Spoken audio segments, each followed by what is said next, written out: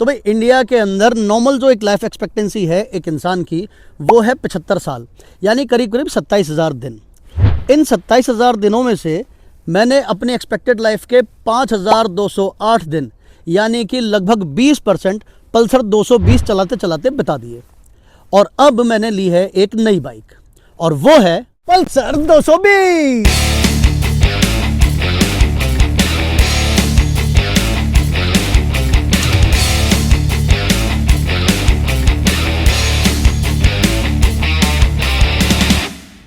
अब देखो, ऐसा नहीं है कि मैं सीधा शोरूम में गया और मैंने डायरेक्टली जाकर के पल्सर 220 ले ली कि मुझे इसके आगे और कोई बाइक लेनी ही नहीं है। ऐसा नहीं है, मैंने बहुत सारी बाइक्स ट्राई करी। मेरा पूरा मन था अब की बार पल्सर 220 ये चेंज करने का, क्योंकि मैं इतना लंबे टाइम इसको चला चुका था, तो मैं भी सोच रहा था कि कोई दूसरी बाइक लूँ। अब मैंने बाइकें बहुत सारी ट्राई करी। मैंने रॉयल एनफील्ड की बहुत सारी बाइकें ट्राई करी, मैंने बुलेट और जो इनकी मीटियोर, हंटर 350 और तुम्हारा हिमालयन भी ट्राई करी, इनकी स्क्रैम्बलर जो आती है वो भी ट्राई करी। और इसके अलावा मैंने टीवीएस की बाइक्स ट्राई करी, रोनिन, वो काफ़ी अच्छी बाइक है, मैंने वो भी ट्राई करी। और एक टीवीएस की नई बाइक आने वाली थी, ये RTX 300। इसके अलावा मैंने सुजुकी की V-Storm भी ट्राई करी। तो कुल मिला के ये है कि मैंने बहुत सारी बाइक्स ट्राई करी, ठीक है। और ये इन सारी बाइक्स को ट्राई करने के बाद, इनकी टेस्ट राइड लेने के बाद जो मुझे समझ में आया, जो मतलब मैंने पूरा एनालाइज़ किया, तो मुझे पल्सर 220 के आगे और कोई बाइक समझ में आई नहीं। अब इसका कारण ये नहीं है कि मैंने इसको इतने लंबे टाइम चलाया तो एक वो इमोशनल, देखो इमोशनल अटैचमेंट तो है, लेकिन एक प्रैक्टिकलिटी भी जो ये बाइक देती है वो बहुत ज़बरदस्त है, ठीक है। अब मैंने इसको ही क्यों चूज़ करा, उसका सबसे पहला कारण जो है वो है जो प्राइस पॉइंट जिस पर ये आती है। 1,55,000 आपको ये ऑन रोड मिल जाएगी दिल्ली NCR के आसपास, ठीक। लेकिन ये मेरे को बाइक जो है ये पड़ी है 1,40,000 की। अब ये मुझे 1,40,000 की क्यों पड़ी, ये 15,000 के लगभग का मेरे को डिस्काउंट क्यों मिला, कैसे मिला, वो मैं आपको बताऊँगा वीडियो के एंड में, ठीक है। जो कि वो ट्रिक आप भी यूज़ कर सकते हो और आपको भी अच्छा खासा हैवी डिस्काउंट मिल सकता है। और ये नहीं कि पल्सर 220 पर, आप कोई भी बाइक लेते हो उस पर आपको ये डिस्काउंट मिल सकता है। तो भाई 1,55,000 की कॉस्ट पे करने के बाद आपको इस बाइक में मिलता क्या है, वो बात कर लेते हैं। तो भाई सबसे पहले तो देखो 220 सीसी का वही पुराना वाला DTSI ऑयल कूल्ड इंजन आता है इसके अंदर, जो कि प्रोड्यूस करता है 20.5 PS की पावर और 18.5 लगभग NM का टॉर्क, ठीक है। जो कि ऑन पेपर थोड़ा सा कम लग सकता है, लेकिन प्रैक्टिकली जब आप इसको रोड पर चलाओगे ना, तो भाई आपको कहीं पर भी पावर की कमी फील नहीं होती। इसको मैंने पहाड़ों पे भी चलाया, और मैं इसको केदारनाथ, मध्य महेश्वर, तुंगनाथ, मतलब काफ़ी लंबी लंबी राइड्स पर लेके गया हूँ। 500-500 किलोमीटर मैंने एक दिन में, 600-600 किलोमीटर एक दिन में मैंने कवर किया इस बाइक से, ठीक है। तो कहीं कोई दिक्कत नहीं आई। इसका इनिशियल, मिड रेंज और इसका टॉप एंड इस इंजन कैपेसिटी के हिसाब से बहुत सही है। बाकी इसमें पहले की तरह ही डुअल डिस्क आता है। आगे आता है ये 280 mm का डिस्क और पीछे आता है 240 mm का डिस्क।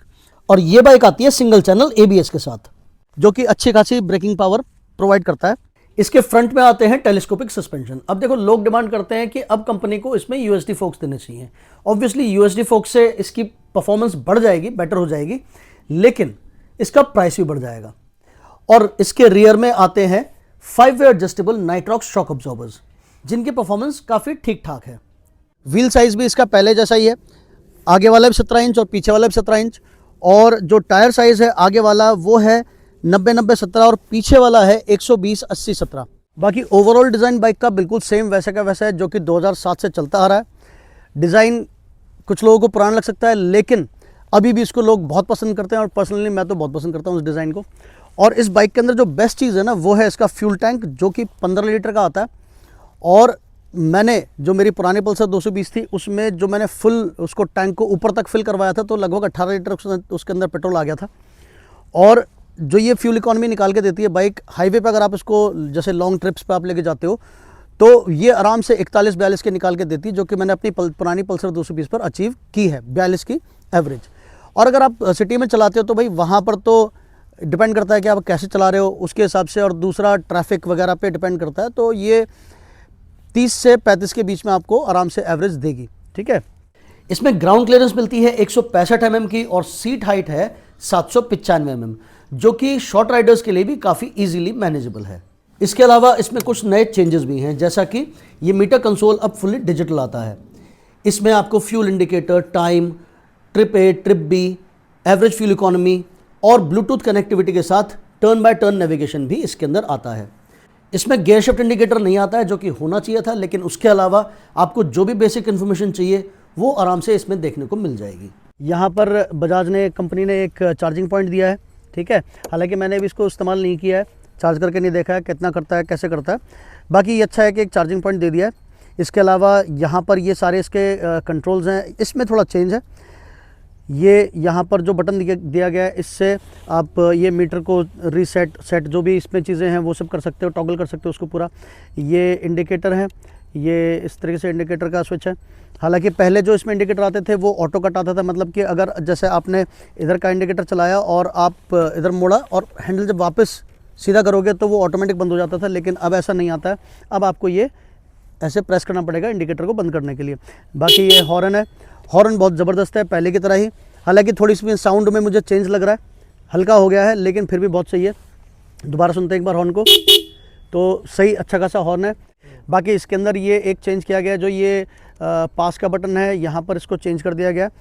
पास का बटन पहले यहीं पर हुआ करता था, लेकिन जो लाइट के कंट्रोल्स हैं वो जो पहले होते थे वो यहाँ पर नहीं है। अब आप इसी से कंट्रोल कर सकते हो। अब यहाँ से ये पास और ये हाई बीम और ये वापस लो बीम। बाकी इंजन किल स्विच, अब इसका सिस्टम भी उल्टा कर दिया है। पहले ये इस तरफ ऑफ होता था और उस तरफ ऑन होता था, लेकिन अब ये नीचे की तरफ यहाँ पर ऑन होता है और अब ये ऑफ, ठीक है। बाकी ये सारी जो इसके इंडिकेट जो आइकन्स हैं सारे ये इल्यूमिनेट हो जाते हैं, लाइट जलती है इसके अंदर, ये पहले से ही ऐसा है।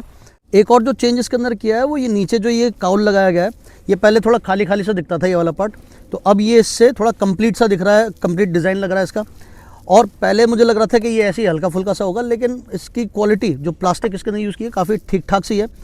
हालांकि ये इंजन को कुछ ऐसे खास प्रोटेक्शन प्रोवाइड नहीं करता, लेकिन जो इसका ये आगे का जो पोर्शन है ये इंजन के ऊपर मिट्टी आने से रोकता है। मतलब बेसिकली ये मडगार्ड का काम करेगा, जो कि काफ़ी ठीक है। पहले नहीं तो मिट्टी बहुत ज़्यादा इसके ऊपर इंजन के ऊपर चिपक जाया करती थी, तो ये काफ़ी बढ़िया चीज़ है। और इसके अलावा इसमें कुछ कॉस्मेटिक चेंजेस किए गए हैं, जैसे कि बाइक को एक पूरा ब्लैकड आउट लुक देने की कोशिश की गई है। पहले जो ये एग्जॉस्ट पाइप है ये सिल्वर कलर में आता था और जो कि बहुत सही लगता था, अब इसको पूरा ब्लैक कर दिया गया है और अभी भी ये काफ़ी सही लग रहा है देखने में। इसके अलावा इसमें ये कुछ नए स्टिकर्स ऐड किए गए हैं, स्पेशली ये कार्बन फाइबर वाला स्टिकर। हालांकि ये जो स्टिकर्स हैं ये पर्सनली मुझे कुछ इतने खास नहीं लगे, लेकिन बस इनका इतना है कि ये इस बाइक को एक पुरानी पल्सर 220 से थोड़ा सा डिफरेंट और रिफ्रेशिंग लुक देने की कोशिश इसमें की गई है। बाकी अब बात करते हैं भाई जो इसके अंदर प्रॉब्लमेटिक चीज़ें हैं जो कि कंपनी को थोड़ा ठीक करनी चाहिए थी, उस पर काम करना चाहिए था। सबसे पहली चीज़ तो भाई इसके अंदर हालांकि इंजन रिफाइंड कर दिया गया पहले से, लेकिन इसमें वाइब्रेशन जो इसका जो ये वाइज़र है पूरा ये वाइब्रेट करता है। अभी मेरे को उसको लिए हुए 20-25 दिन हुए हैं, 500 किलोमीटर चली है, लेकिन अभी भी ये भर्राने लग गई है। मतलब ये साइड जो है इसकी ये भर्र कुछ इस तरीके की आवाज़ करती है, ठीक है। तो इसकी ये तो प्रॉब्लम है जो इसमें ये वाइब्रेशंस होती हैं। और इसके अलावा सबसे बड़ी प्रॉब्लम जो इसके अंदर एक और है वो है इसके जो ये रियर व्यू मिरर्स हैं, इनको भैया एडजस्ट जो मैकेनिक हैं सर्विस सेंटर वाले वो भी नहीं कर पाते। तो ये तो क्योंकि मैंने इतने लंबे टाइम वो पल्सर 220 चलाई तो धीरे धीरे करके मैं समझ गया कैसे एडजस्ट करना है, तो वो मैंने इसको एडजस्ट कर लिया। लेकिन एडजस्ट करने के बाद भी आपको पीछे का पूरा व्यू ढंग से दिखता नहीं है। इसमें एक और जो मेजर प्रॉब्लम है वो है फिट एंड फिनिश की, जैसे कि मैंने आपको बताया कि ये वाइब्रेट करता है इसका पूरा वाइज़र। इसके अलावा अगर आप यहाँ पर देखोगे तो ये सीट के और इस पैनल के बीच में यहाँ पर काफ़ी बड़ा गैप दिखता है। और इसमें एक बहुत ही अजीब सी प्रॉब्लम है, और वो ये कि जो इसका मीटर कंसोल है, इसका जो ये ग्लास है, ये एक्चुअली ग्लास नहीं प्लास्टिक ही है, ये बहुत ज़्यादा ग्लॉसी है और ये लाइट को बहुत ज़्यादा रिफ्लेक्ट करता है, जिसकी वजह से इस मीटर कंसोल में दी गई इन्फॉर्मेशन को पढ़ पाना काफ़ी मुश्किल रहता है। और इसमें शीशे की तरह आपको अपनी शक्ल ज़्यादा दिखाई देगी। और अगर सूरज आपकी पीछे की तरफ है, अगर आप बाइक चलाते हुए सूरज पीछे की तरफ है तो भाई इसके अंदर इन्फॉर्मेशन को पढ़ पाना बहुत ही ज़्यादा मुश्किल हो जाता है। और एक प्रॉब्लम जो और मैंने एक नई एक्सपीरियंस करी इस बाइक के अंदर वो ये है कि जब इसको मैं लेके जाता हूँ 60 तक लेके जाता हूँ, 60 से 70 के बीच की स्पीड पर जब ये चलती है तो फिर इसमें एक अजीब सी आवाज़ आती है, गूं गूं गूं करके। मतलब जैसे कि इंजन जो है वो थोड़ा घुटा घुटा सा महसूस होता है। 70 के बाद जा करके वो आवाज़ नॉर्मल हो जाती है। लेकिन 60 की स्पीड पार करने के बाद यहाँ पर टैंक पर और ये सीट के नीचे यहाँ पर इस पॉइंट पर बहुत ही तेज़ वाइब्रेशन फील होती है, जो कि बहुत ही कई बार अनकंफर्टेबल फील होती है, ठीक है। तो ये इसके अंदर समस्याएं हैं। लेकिन जिस प्राइस पॉइंट पर ये आती है ना 1,55,000 रुपये, उसमें आपको 200 सीसी से ऊपर की कोई भी बाइक नहीं मिलेगी। तो जो ये पावर प्रोवाइड करती है और जो प्रैक्टिकलिटी है कि प्रोवाइड करती है बाइक, वो इसको एक true value for money package बनाती है। जैसे कि जो इसका फ्यूल टैंक है 15 लीटर का है, और अगर आप इसको डेली कम्यूट के लिए यूज़ करते हो तो भी बहुत बढ़िया, अच्छी खासी एवरेज निकाल करके देती है। और अगर आप इसको लॉन्ग ट्रिप्स पे लेके जाते हो, जो कि आप बहुत आराम से इसको यूज़ कर सकते हो, मैंने की है अपनी पुरानी पल्सर 220, उसकी वीडियोज़ मेरे चैनल पर हैं, आप देख सकते हो उसको। तो ये उस पर भी बहुत बढ़िया काम करती है, अच्छी खासी रेंज प्रोवाइड करती है। जो इसकी फ्यूल इकॉनमी है हाईवेज़ पर काफ़ी सही है, 41-42 की। तो ये सब चीज़ें इसको एक true value for money package बनाती हैं, और इसीलिए मैंने ये पल्सर 220 दोबारा से ली है। बाकी आपको अगर इस पल्सर 220 के साथ में दूसरी बाइक्स की कंपैरिजन वीडियोस चाहिए तो वो कमेंट करके आप मेरे को बताना, वो मैं आपको लेकर के आऊँगा आपके लिए, क्योंकि मैंने इसको लेने से पहले बहुत सारी बाइक्स की टेस्ट राइड ली है। तो अगर चाहिए तो आप मेरे को कमेंट करके बताना, मैं वीडियोज़ आपके लिए लेकर के आऊँगा वो। और बाकी आपको ये वीडियो कैसी लगी कमेंट करके ज़रूर बताना। तो मिलते हैं अगली वीडियो में, तब तक के लिए bye bye, take care and stay safe.